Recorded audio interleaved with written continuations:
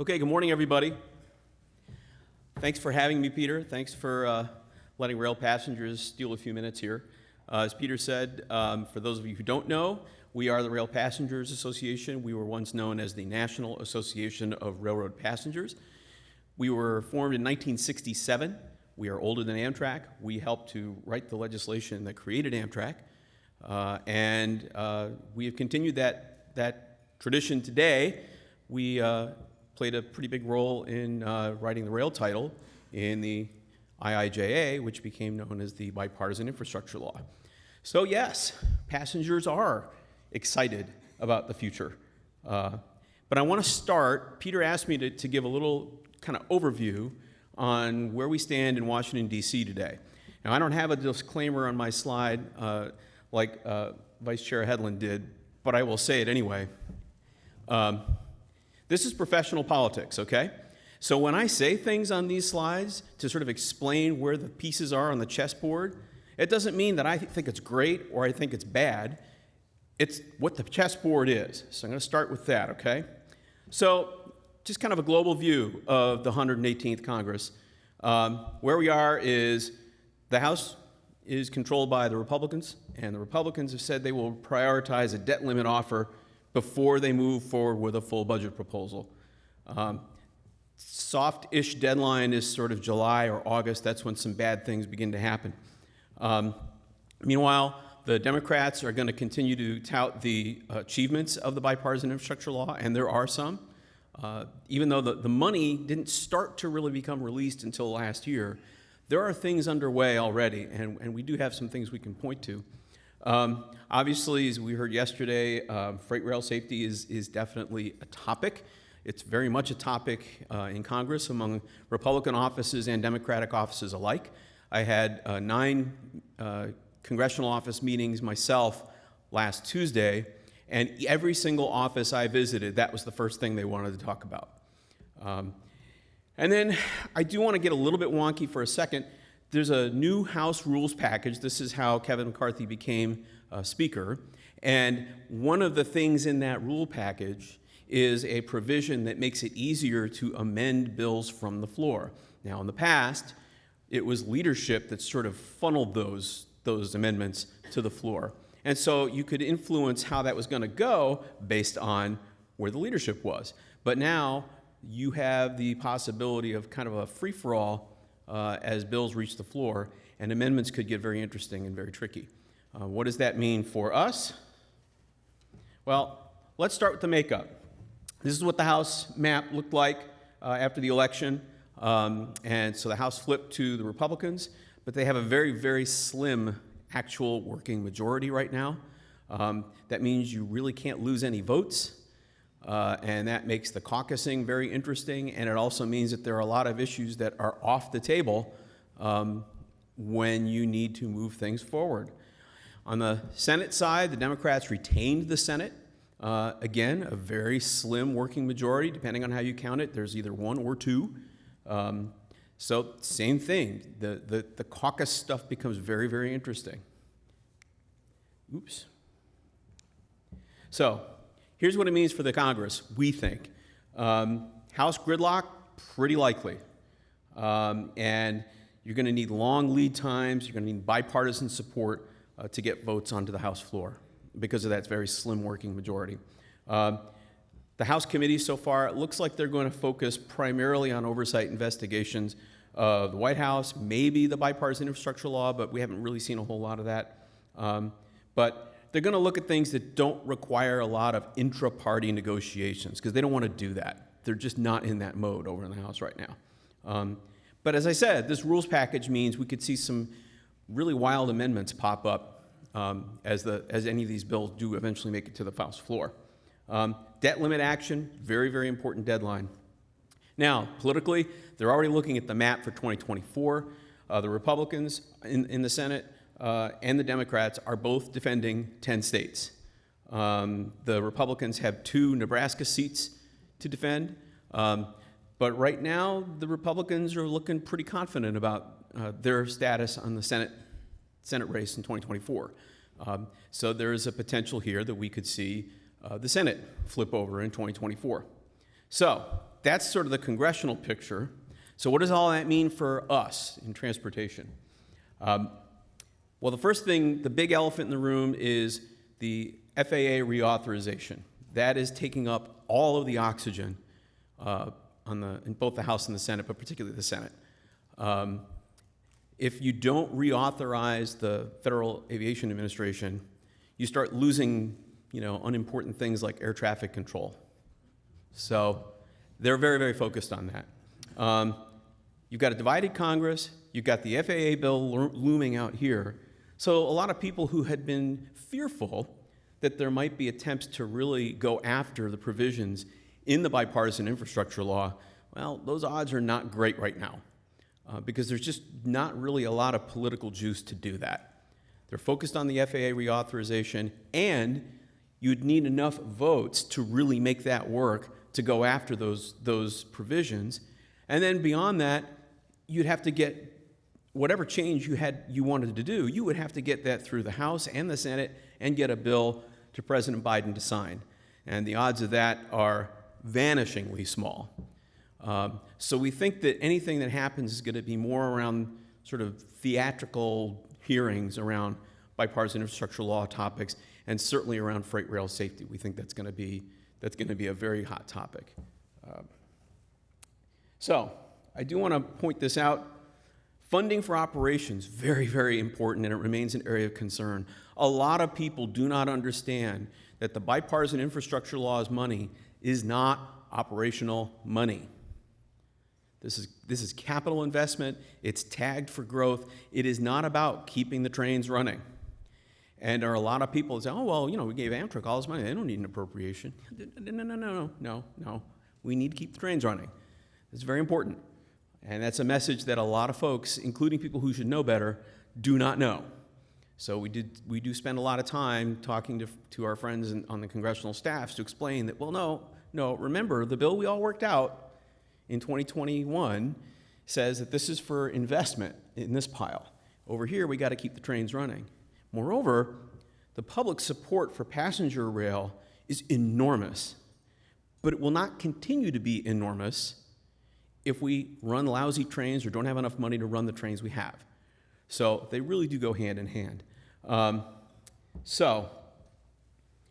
Graves, who is now Sam Graves, who is now the chair of the House Transportation and Infrastructure Committee, and Representative Niels, who is the chairman of the Rail Subcommittee, they're going to have to buy off on any additional appropriation that Amtrak is looking for. They will want something in return. I don't know what that is yet. We don't know. But we may have to see a little bit of jiggering around the edges to get that done.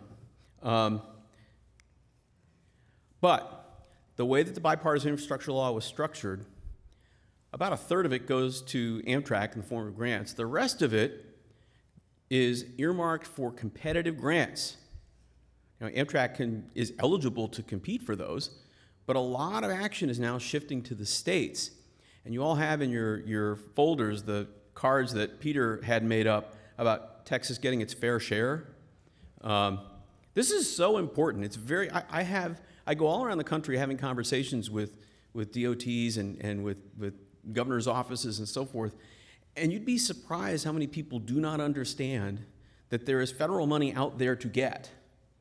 And it is money that you're going to get 4 to 1. So you're literally leaving money on the table if you're not going after these grants. But what that does mean, let's bring that slide back up.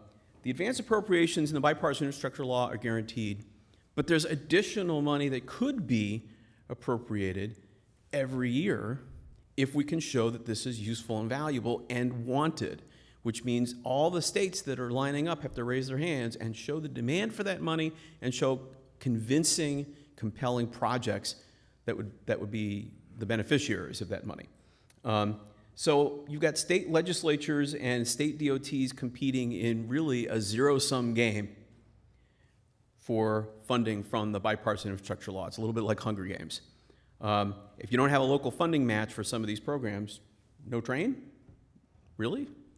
Is that really what we want? Not a good idea. All right, very quickly, we have some new faces and some familiar faces, both in the House committee leadership and the Senate committee leadership on appropriations.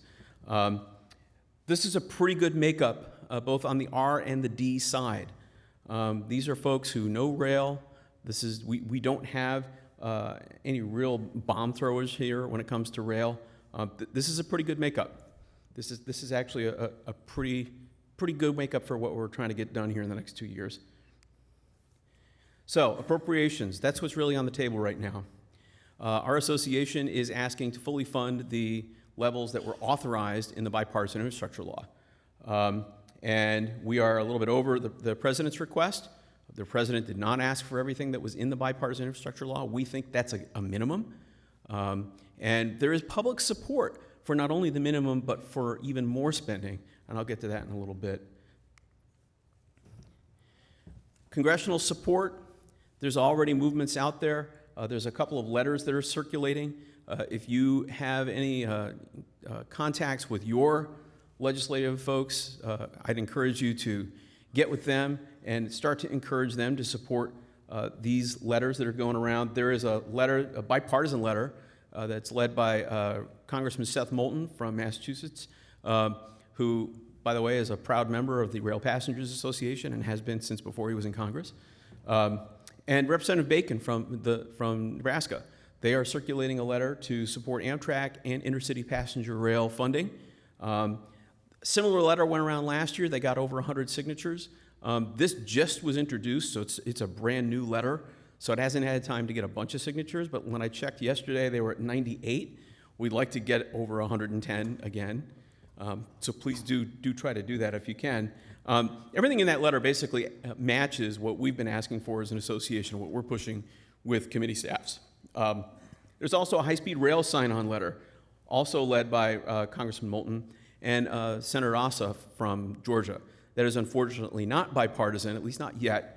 We are looking for someone in the Senate on the R side who might join that letter.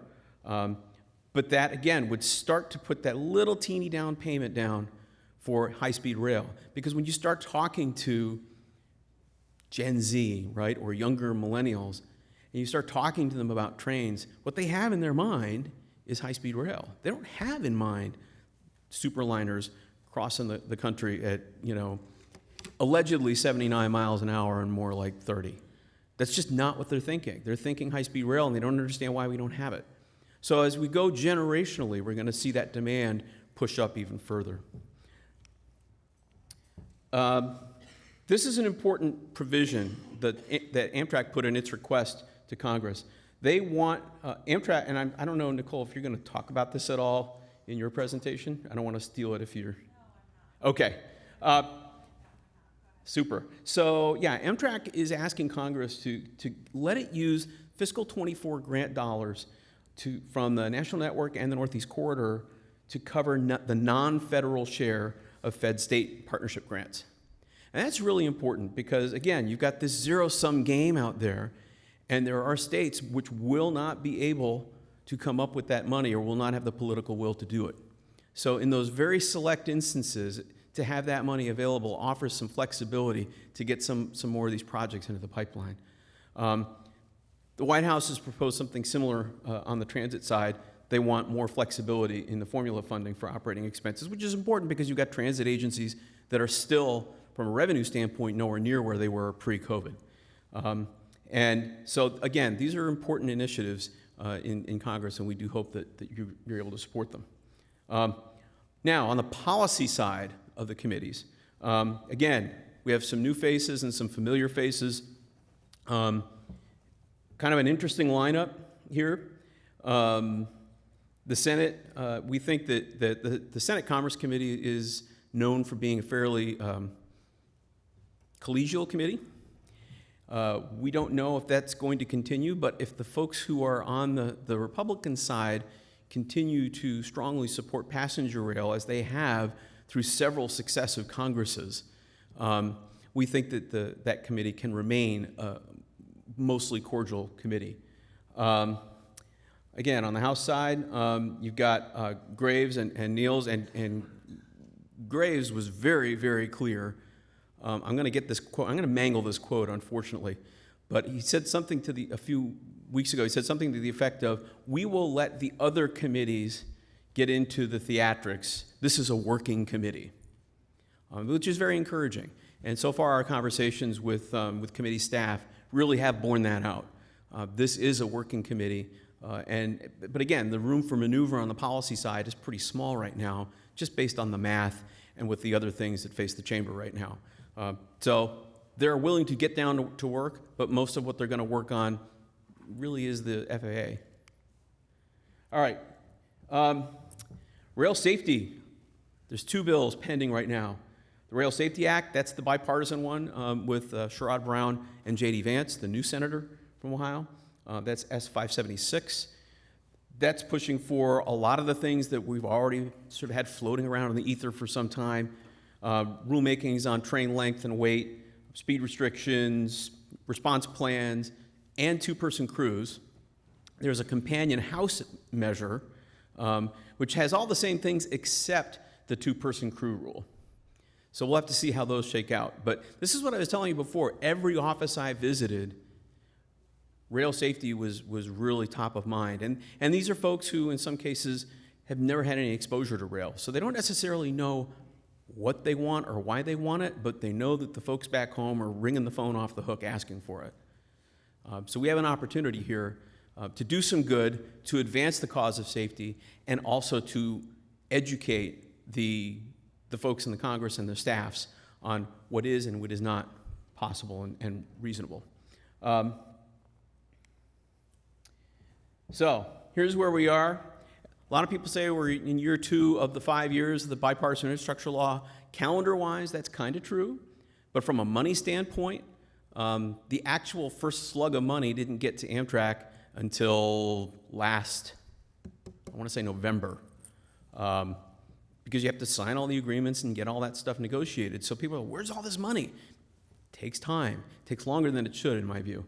But this is where we are. And there's a whole bunch of programs here. I don't expect everybody to be able to necessarily read each program on the slide, but the real takeaway on this slide is that you've got lots of different programs in different states of play with different deadlines, but they're all pointed at the states. They're all pointed at the states. And what I told my conference last week, trying to explain how our mission really has now moved to the states, I used a baseball analogy because I'm a baseball geek, and I apologize for that. But I said, look, we basically, by getting the bipartisan infrastructure law in place, we won our first 2 games at home. And now we got to go win 3 games on the road. And that's where we're at. We've got to get states engaged in this process because the legislation presumes that the states will be the drivers in a lot of these programs. And if the states aren't and don't want to step up, what's going to happen is the same states who always get the money are going to get it again. And the bill was written in such a way as to make sure that money went out to underserved areas, areas that don't have service today, areas that should have it, areas that lost service. But if your state doesn't play, that's not going to happen. And the money's going to go to all the same places.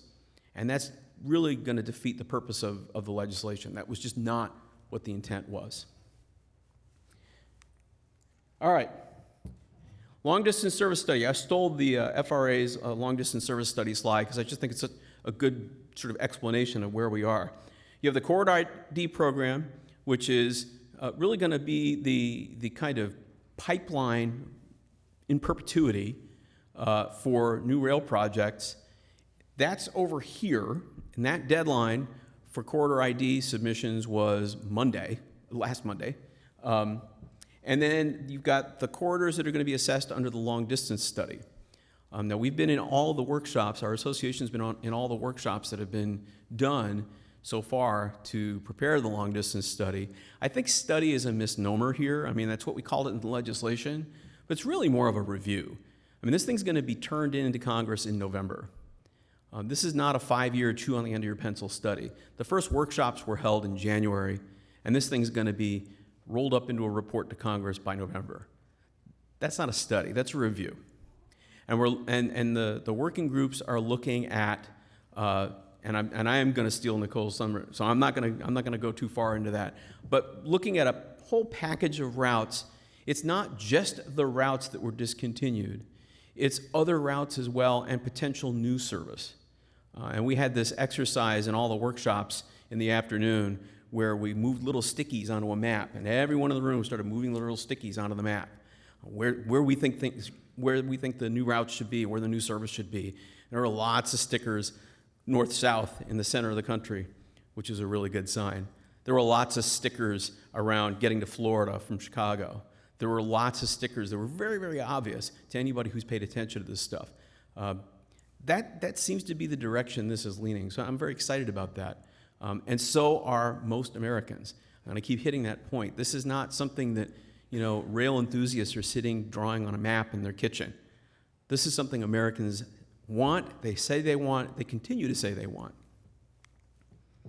So, a lot is on the table right now. This is a pretty good graphic breakdown of the bipartisan infrastructure law, which sort of combined what was the reauthorization of the FAST Act, which was the first 5-year rail policy bill, with really a stimulus program. And so you got $66 billion that's, quote, guaranteed, because that was an advanced appropriation. But then tacked onto that, you have authorized funds, another $36 billion that's available each year. And obviously our hope is to get every one of those years fully funded. Now, we didn't get that last year, but we did get a little bit. So that $66 billion that we all sort of throw around, it's more like 70 now. So it is sort of edging up. The money's there. But for context, this is more than the United States has committed to spend on passenger rail at any one time in really history. When I say transformative, I really mean it. And a lot of people do not appreciate, because we use that word a lot. I think people use the word transformative a lot, and it's sort of lost its power. And that's unfortunate, because in this case, it really is historic money, and it's creating historic change. The opportunity for historic change, if we seize it. If we let the opportunity go, well, then it'll be a footnote. So, as I said, states can apply to multiple grant programs. You've got the Fed-State Partnership for Intercity Passenger Rail. That's $36 billion. That's going to go through the Corridor Identification Program outside of the Northeast Corridor and the Northeast Corridor Project Inventory. We're going to see that May of 2024. CRISI, our old friend in the CRISI grant. You can get Senate earmarks still for CRISI. That's kind of an important point. So again, if you're ever having conversations with your congressional delegations, that's a good point to bring up. That's $5 billion to improve safety, efficiency, and reliability. So that's a pretty wide mandate, and you can get a lot of things into a CRISI. Rail crossing elimination, that's a $3 billion program, which in rail terms doesn't sound like a lot, but if you go back to what that program was funded at before, it was pitiful. So this is a tremendous amount of money, and it's a lot of work that needs to be done. There's also Interstate Rail Compact grants. The Southern Rail Commission is really the example on how this can work, and Congress took that to heart and said, how can we make more things like that? So they came up with this program to help to get other commissions like the Southern Rail Commission sort of cloned around the country to really bring those multi-state operations together. Corridor ID, zero-sum game. You got to have an opt-in, and it's going to identify, select, and prioritize corridors. We've already seen some folks raise their hand who, frankly, we were not expecting to raise their hand, and that's good. Texas, Georgia, Kansas, Oklahoma, Utah, Idaho, Wyoming. Arizona's in a weird place. If you just look at the map and you had no view of the politics of it at all or the history, and you look at Phoenix and you go, my God, this is screaming out for service. But for a long time, they were blocked. We have a new governor in Arizona.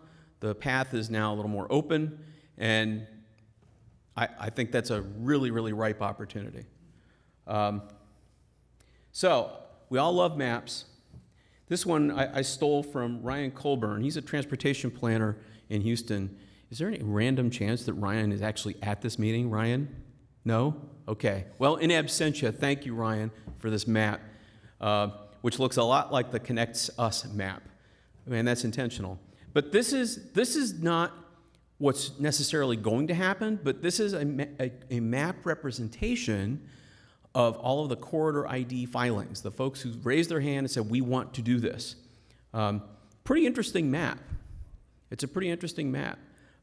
There's a few that are missing because I think that this was put together before that sort of last final push to get more submissions in. But that's a pretty interesting map.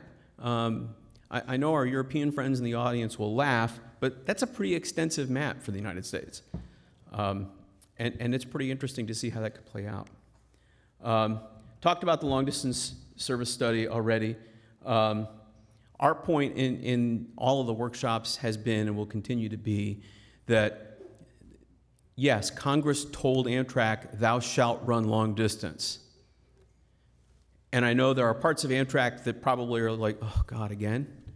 But there's also parts of Amtrak that are not that way and do believe in this as a mode.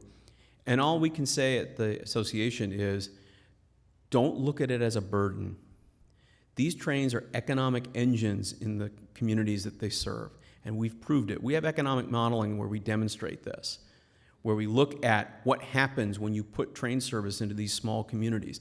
And small communities are actually outsized beneficiaries of passenger rail. They need it more, and they get a bigger boost when they get it than the larger communities do. We looked at a daily Sunset Eagle, for example. Our model says that's about a $251 million annual benefit from running a daily combined Sunset Eagle, if you did that. That's 4 times what you spend to have a combined Sunset Eagle.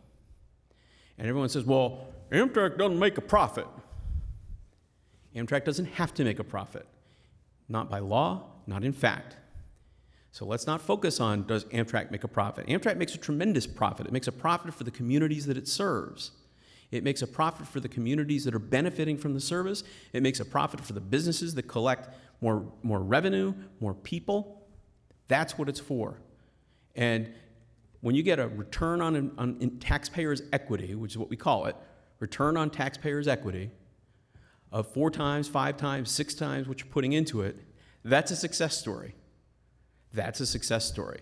Asking for Amtrak to make a profit is like asking the National Weather Service to make a profit. It's ridiculous. And we fight very hard against that perception. What else are we doing at the association? Oh, a few things. The big thing is public support. This was polling we conducted, and you'll see it says spring 2022 on that slide. So we probably need to do this again. But we found across the country, whether Republicans or Democrats, most Americans want more and better trains to more places for more people. 78% of Americans say they want more and better trains in the United States. 57% of Americans support high-speed rail. 60%, it's actually 61% really, would spend $100 billion or more improving U.S. passenger rail. So this is what I was saying earlier. When you look at $66 billion and what a breathtaking that number that is, the average American's like, you know what? Let's make it better. We'll do this. $100 billion or more. So we have strong bipartisan support from the American people to do this and take advantage of this moment and get it done. Get it done. Get it done in a way that benefits everyone. Get it done in a way that benefits Class 1s with additional money for capital investment, benefits the American people who are supporting rail year after year after year. That's what this is about, getting it done, because everybody wants it. Last thing we're working on now is we're calling it the Passenger Bill of Rights. It is not a single piece of legislation. It's rather a kind of grouping together of various pieces of legislation. Some of it exists. Some of it has sort of floundered in the past, and we're kind of bringing it into another initiative. Some of it's brand new. But we think that if we group these things together, we can help to sort of tie that story together for congressional offices. But we think that there's a right of access. So you have folks with disabilities, reduced mobility, but also coach passengers getting in the dining car. That's still access. Right to information. You have a right to essential information while you're on board. You have a right to know about delays, cancellations, notifications to passengers, their rights, accuracy, and pricing. A lot of this is mirrored on the existing passenger Bill of Rights type of stuff in the airline industry. You have a right to food on a 32-hour trip. You have a right to a working toilet on a 32-hour trip, on a 1-hour trip. We also support Amtrak's efforts at private right of action. We have folded this into our passenger Bill of Rights because part of this is Amtrak being able to fight for the rights of its passengers, and also compensation for disruptions and so forth. So we've got all that together, and we have found pretty significant interest in both Republican and Democratic offices, mostly on the Senate side. The House is interested, but not very, but the Senate side is pretty interested. So our to-do list, we got to work with our congressional offices this year. We will continue to file to the Surface Transportation Board, sorry, Vice Chair, on behalf of passengers for on-time performance. We think that that is one of the biggest obstacles to advancing passenger rail in the United States, because when a person gets on a train and has no expectation of getting where they're supposed to be within even hours of when they think they're going to be there, they're never going to do that again. And we think that's just vital to all of it. We're going to continue to participate in the FRA long-distance study. There's 24 workshops scheduled. There may be additional workshops scheduled, I understand, to try to get all this work done in time to support a November report. And so we will be in all 24 plus workshops. We've been supporting a lot of corridor ID grant programs. A lot of submitters have come to us either looking for economic benefits data to buttress their applications or for letters of supports. We will continue that process. And we're also part of the congressionally created Food and Beverage Working Group, which is due to report in May to Congress on things to make food and beverage service better, more efficient, win-win for everybody. Our delegate, I guess, or member of that working group, a person on my staff named Madison Butler. Now, Madison is an Escoffier-trained chef, has experience launching restaurants, large-scale catering. So they actually know something about this. And that group has been working with onboard folks, with LSAs, with states, with state offices with an interest in food and beverage. It's an interesting group of people, and they're doing some really good work. And so that'll be pretty high on our list here through May. So I tried to go through that really quickly to leave some time for questions. But if you have any, please let me know, and I guess I'll park myself in the chat room as well. But I tried very hard to avoid stealing thunder from Nicole, because what they're doing right now is very, very exciting. It's certainly an amazing thing to watch Amtrak for the first time in years talk about growing and not cutting. That's kind of remarkable. And again, for some of my non-American friends, they go, why is that remarkable? Why wouldn't they want to grow? But this really is a sea change. But it's a very narrow window, and we need to act.